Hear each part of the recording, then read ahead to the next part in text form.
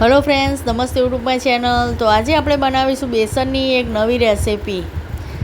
જ્યારે પણ ઘરમાં કંઈ વસ્તુ ના હોય અને કંઈક સારું ખાવાનું મન થાય ત્યારે તમે આ રેસિપીને બનાવી શકો છો. એટલી ટેસ્ટી રેસિપી આ તૈયાર થાય છે અને ફટાફટ બની પણ જાય છે. તો રેસિપી બનાવવા માટે જુઓ, મેં અહીંયા ચણાનો લોટ લીધો છે. પછી ચણાના લોટમાં એડ કરવા માટે છાશ લીધી છે. છાશની જગ્યાએ તમે દહીં અને પાણીથી પણ બેટરને બનાવી શકો છો, પણ હું અહીંયા છાશથી બેટર બનાવું છું. તો આપણે થોડી થોડી છાશ એડ કરતા જઈશું અને આનું બેટર બનાવી દઈશું. થોડી થોડી છાશ એડ કરતું જવાનું અને મિક્સ કરતા જવાનું, જેથી અંદર ગોટલીઓ ના પડી જાય અને બેટર આપણું એકદમ સરસ બને. જો આ રીતે આપણે છાશને એડ કરતા જઈશું અને મિક્સ કરતા રહીશું. આ રીતે જુઓ. તમને મારો વિડીયો અને આ રેસિપી સારી લાગે તો મારી યુટ્યુબ ચેનલને સબસ્ક્રાઈબ જરૂરથી કરજો અને લાઈક પણ જરૂરથી કરજો. તો જુઓ, આ રેસિપી એકદમ સરસ બને છે અને ખાવામાં પણ ટેસ્ટી લાગે છે. તો જુઓ, આ રીતે થોડું આપણે છાશ એડ કરતા જઈશું થોડી અને આ રીતે મિક્સ કરતા જઈશું.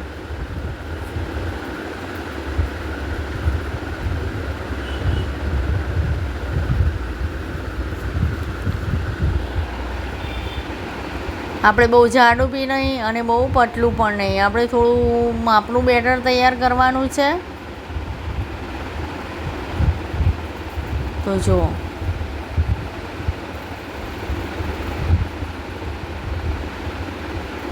આ રીતે છાશ એડ કરતા જઈશું અને મિક્સ કરતા જઈશું, જેથી અંદર ગોટલીઓ ના પડી જાય.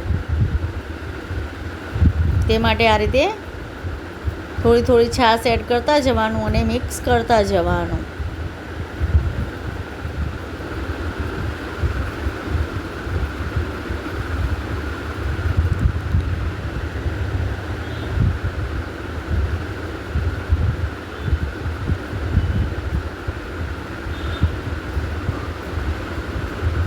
હજી આપણું બેટર થોડું જાડું છે તો આપણે એમાં પાણી એડ કરીશું અને આ રીતે મિક્સ કરી નાખીશું. જુઓ,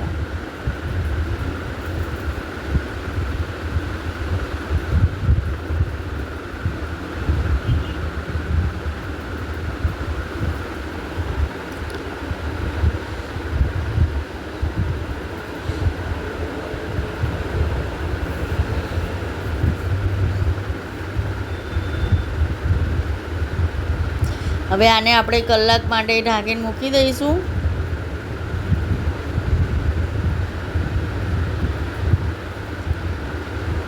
તમારે જો તરત બનાવવું હોય ને તો તમે 5-10 મિનિટ માટે ઢાંકીને મૂકી દેજો અને પછી બનાવવું હોય તો તમે ફટાફટ બનાવી શકો છો ઈનો એડ કરી. જો તમે ઈનો એડ કરીને બનાવતા હોય ને તો તમે આને થોડી વાર માટે ના મૂકો ને ઢાંકીને તો પણ ચાલે. તમે ડાયરેક્ટ ઈનો એડ કરીને આને મૂકી શકો છો બનવા માટે. જો તમે ઈનો ના એડ કરો અને આને બનાવો ને તો આને કલાક માટે ઢાંકીને મૂકી દેવાનું છે બેટરને. હવે આને આપણે ઢાંકી દઈશું અને મૂકી દઈશું. જો કલાક પછી જોઈ લીધું છે તો જો બેટર સરસ આપણું થઈ ગયું છે, ફૂલી ગયું છે. તો અહીંયા મેં ખાવાનો સોડા લીધો છે, તો ખાવાના સોડાને આપણે અંદર એડ કરી દઈશું.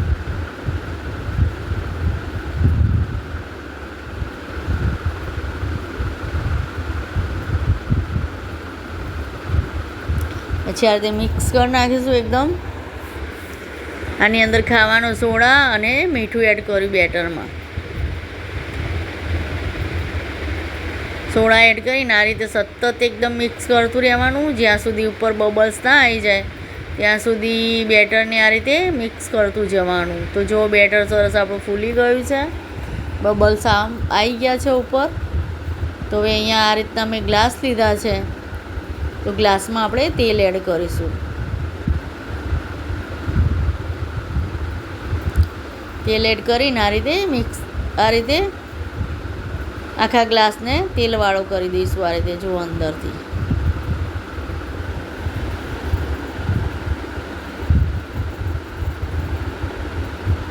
આ આ રીતે તેલવાળા ગ્લાસ કરીને બેટરને આપણે ગ્લાસમાં એડ કરી દઈશું.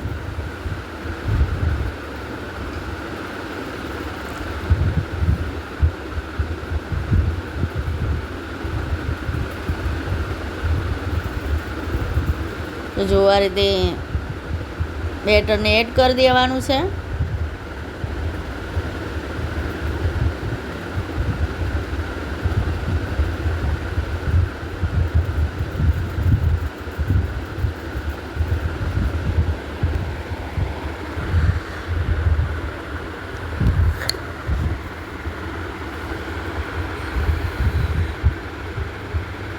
તો જો બધા બેટરને આપણે ગ્લાસમાં એડ કરી દીધું છે. હવે ગ્લાસને થોડા થપથપાઈ દઈશું આપણે, જેથી બેટર સરસ આપણું સેટ થઈ જાય. તો અહીંયા મેં કુકરમાં પાણી ગરમ કરવા મૂકી દીધું હતું પહેલાં. જો પાણી સરસ આપણું ગરમ થઈ ગયું છે. તો ગ્લાસને આપણે કુકરમાં મૂકી દઈશું આ રીતે. જુઓ આ રીતે મૂકીને આને ઢાંકી દઈશું. આ રીતે કુકરને ઢાંકીને એની સીટી આપણે કાઢી નાખીશું. આ રીતે જો સીટી કાઢીને આને બફાવવા માટે મૂકવાના છે. પછી આને 10-15 મિનિટ માટે બફાવવા દેવાના છે. હવે આપણે ચેક કરી લઈશું. જો 10-15 મિનિટ થઈ ગઈ છે. તો જો ચક્કુ આ રીતે સાફ આપણું બહાર આવે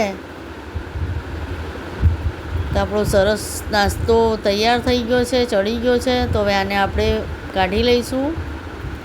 એટલે સરસ આપણા બફાઈ ગયા છે. જુઓ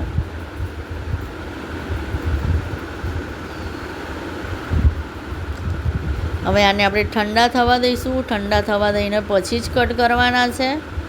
હવે આને આપણે ઠંડા થવા માટે મૂકી દઈશું. તો જુઓ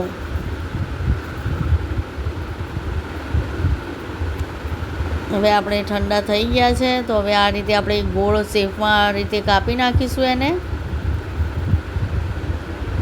પછી આ રીતે કાઢી નાખીશું થપથપાઈ. જુઓ તો જુઓ કેવા સરસ એકદમ પોચા આ ગ્લાસ ખમણ તૈયાર થયા છે.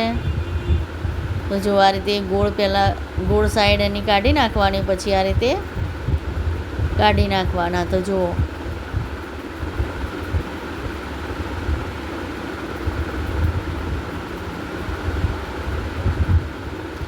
તો જુઓ કેવા સરસ એકદમ સ્પોન્જી ગ્લાસ ખમણ તૈયાર થયા છે. જુઓ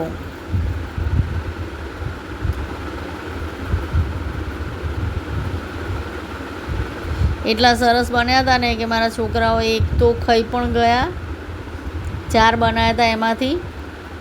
તો હવે આ 3ને આપણે કટ કરી નાખીશું. આ રીતે આપણે ગોળ શેપમાં કટ કરી નાખીશું. તમારે જે શેપમાં કટ કરવા હોય એ શેપમાં તમે કટ કરી શકો. આના તમારે નાના નાના પીસ કરીને તમારે વઘારવા હોય તો એ રીતે પણ વઘારી શકો છો.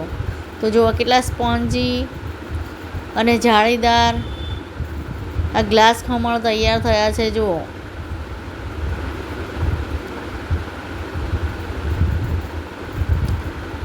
તો જુઓ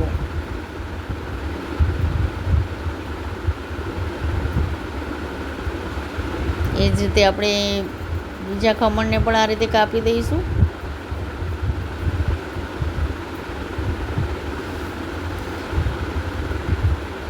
એકદમ જાળીદાર અને સરસ ખમણ તૈયાર થાય છે.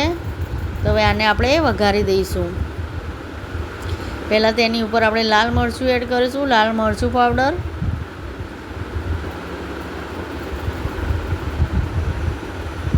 આ રીતે લાલ મરચું પાવડર એડ કરી દઈશું અને પછી આને વઘારી દઈશું. તો વઘારમાં આપણે તેલ એડ કરીશું અને તેલને ગરમ થવા દઈશું. હવે તેલ આપણું ગરમ થાય એટલે એમાં રાઈ એડ કરીશું અને રાઈને આપણે સતળાવા દઈશું.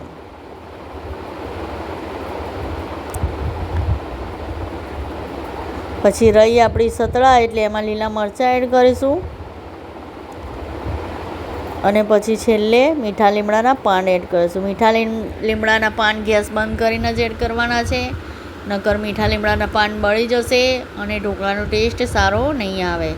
ગેસ બંધ કરીને પછી જ વઘારમાં મીઠા લીમડાના પાન એડ કરવાના અને પછી વઘારને આપણે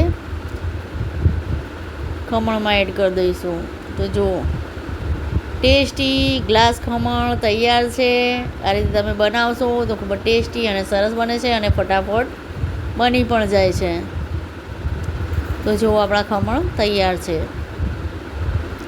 આને તમે ખાટા ખમણ પણ કહી શકો છો. જે તમે ખાટા ખમણ લાવો છો ને એ આ રીતે જ બને છે. તો આપણા ખમણ તૈયાર છે. તો બધાને મારા તરફથી જય મા લક્ષ્મી અને જય શ્રી કૃષ્ણ. તો જુઓ કેવા સરસ બન્યા છે.